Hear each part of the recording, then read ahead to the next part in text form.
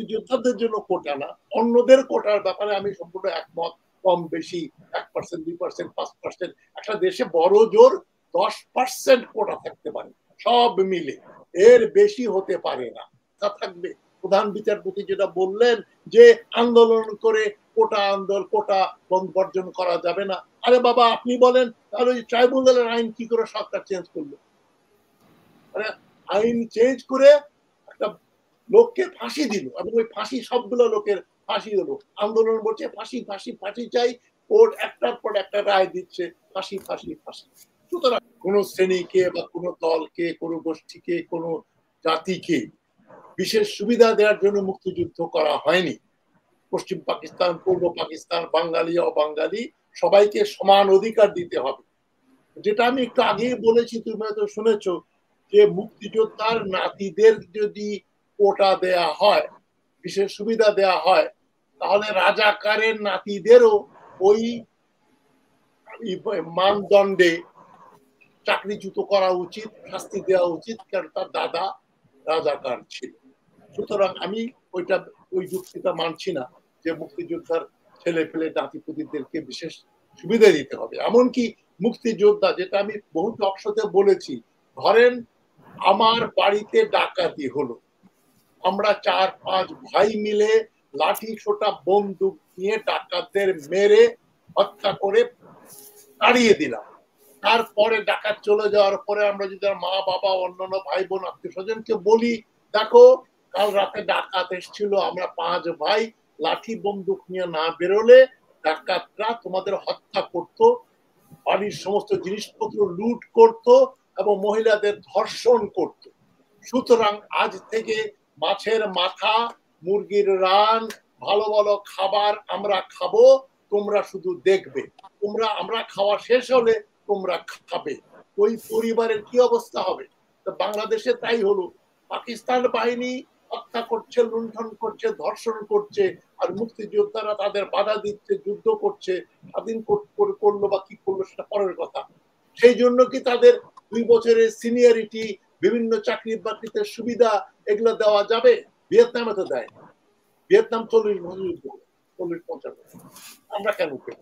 সুতরাং মুক্তিযোদ্ধাদের জন্য কোটা না, অন্যদের কোটার ব্যাপারে আমি সম্পূর্ণ একমত। কম বেশি 1%, 2%, 5%, একটা দেশে বড় জোর 10% কোটা থাকতে পারে, সব মিলে। এর বেশি হতে পারে না। 2 নম্বর কথা হচ্ছে, সে যেটা বলল যে বিচার বিভাগে কোনো নিম্ন আদালতে গিয়ে, নিম্ন আদালত না, যে কোনো আদালতেই অধিকাংশ বিচারক পয়সা ছাড়া রায় দেন না। আমার পরিচিত এক বিচারক সাহেবকে আমি জিজ্ঞেস করেছিলাম যে এখন বিচারকরা ঘুষ খায় কিভাবে, ওই মোহরি কেরানিদের মাধ্যমে? সে আমাকে বললো, না ভাই, এখন আমরা ডাইরেক্টলি কথাবার্তা বলি। যে 10 লক্ষ দিলে আপনার পক্ষে রায় দিব, না দিলে দেব না। সুতরাং এটা তো গোল্ড মেডেল দিতে হবে না, এটা একেবারে পরীক্ষিত সত্য কথা। সুতরাং বিচারপতিদের যে নীতিহীনতা, সেটা তো এস কে সিনহার ব্যাপারে দেখা গেল। এস কে সিনহার মতো লোক, আপনারা একজন কমন সেন্স ব্যবহার করেন, যে ওই মদন মোহন কলেজের বিয়ে, সিলেটে একটা ভালো কলেজ আছে এমসি কলেজ, সেখানে চান্স পায়নি বলে মদন মোহন কলেজ, যেটা আমাদের আগে জগন্নাথ কলেজের মতো অবস্থা, সেখান থেকে বিয়ে। আর সিলেটের কোন এক আইন কলেজ, ল কলেজের, আমার শ্বশুর বাড়ি সিলেট, আমি নামও শুনি নাই, সেই ল কলেজ থেকে উনি এলএলবি পাশ করেছেন।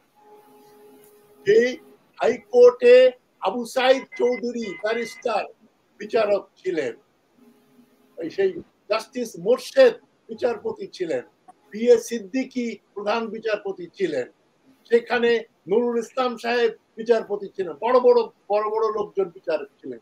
সেখানে তার পাশে আপনি এস কে সিনহাকে দাঁড় করান দেখি, না জানে ভালো বাংলা বলতে, না জানে ইংরেজি বলতে। আমার সঙ্গে টেলিফোনেও কথা হয়েছে।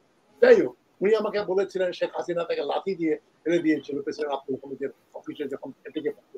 এবং উনি নিজেই বলেছেন যে হাইকোর্টের সমস্ত রায় প্রধানমন্ত্রীর অফিস থেকে লিখিত ভাবে আমাদের কাছে আসে, আমরা সেই রায়টা দিই। একটা দিতে না রাজি হন নাই বলে তার চাকরি চলে গেল। এখন এই যে হাইকোর্টের বিচারকরা যেগুলা যেটা বলছেন, আমাদের বিরুদ্ধে বিষোদ্গার করছেন যে আমরা টক শোতে তাদের সম্মান হানি করি। আর তোমাদের সম্মান থাকলে না আমরা সম্মান দেব। তোমরা এই যে নিজামুল হকের মতো জাস্টিস বেঁচে আছে এখনো, যে বলছে আমার কোর্টে এই বলে যে আপনি আমি খারায়া যাবো, আপনি বলবেন আপনি বসায় দিবেন, লোকে মনে করবে খাতির নেই। এই মানুষের ফাঁসির ব্যাপারে জীবন মরণের যে ব্যাপারটা যেখানে নির্ধারিত হলো তথাকথিত যুদ্ধাপরাধী ট্রাইব্যুনাল, সেইখানে যদি মানুষের জীবন নিয়ে বিচারকরা এইভাবে খেলা করে, স্কাই কেলেঙ্কারি যদি হলো, এরপরে কি আর কোন বিচার বিভাগের প্রতি কারো বিন্দু মাত্র আস্থা থাকবে? প্রধান বিচারপতি যেটা বললেন যে আন্দোলন করে কোটা বর্জন করা যাবে না। আরে বাবা, আপনি বলেন তাহলে ওই ট্রাইব্যুনালের আইন কি করে সরকার চেঞ্জ করলো? মানে আইন চেঞ্জ করে একটা লোককে ফাঁসি দিল, এবং ওই ফাঁসি সবগুলো লোকের ফাঁসি হলো। আন্দোলন বলছে ফাঁসি ফাঁসি ফাঁসি চাই, কোর্ট একটার পর একটা রায় দিচ্ছে ফাঁসি ফাঁসি ফাঁসি। সুতরাং কোন বিচারকের মুখ খোলা উচিত না, মুখ খুলে দুর্গন্ধ আসে। এবং আপনাদের ক্রেডেনশিয়াল, আমিও ল পড়েছিলাম, আমি পরে ইউনিভার্সিটিতে চাকরি পেয়ে গেলাম। আর আমার বাবা দাদা দাদা লয়ার ছিলেন এলাহাবাদ হাইকোর্টে, আমার বাবার মামা ছিলেন এলাহাবাদ হাইকোর্টের চিফ জাস্টিস। আমার ফ্যামিলিতে বড় বড় লয়ার আছে। সুতরাং আমার বাবা চাইতেন আমি ব্যারিস্টারি পড়বোই পড়বো। আমি বলতাম যে ওই মিথ্যা কথা বলতে হবে। আমার দাদা লয়ার ছিলেন, উনি মিথ্যা কথা বলতে হবে বলে ল প্র্যাকটিস করেন। সুতরাং লয়ার সাহেব, বিচারক সাহেবরা যে কথাগুলো বলছেন, এগুলো ধোপে টেকে না। এখন আপনার মূল আলোচনা, বিচারপতি অনেক কেন রাজনৈতিক ভাষায় কথা বলবেন? এটা তো একটা রাজনৈতিক ভাষা হয়ে গেল, যে কারণে রাজনৈতিক ভাবে নিয়োজিত। যেটা আপনি বললেন যে ফুল দিচ্ছে বিদেশে আওয়ামী লীগের নেতা বিচারককে ফুল দিচ্ছে, উনি নিচ্ছেন।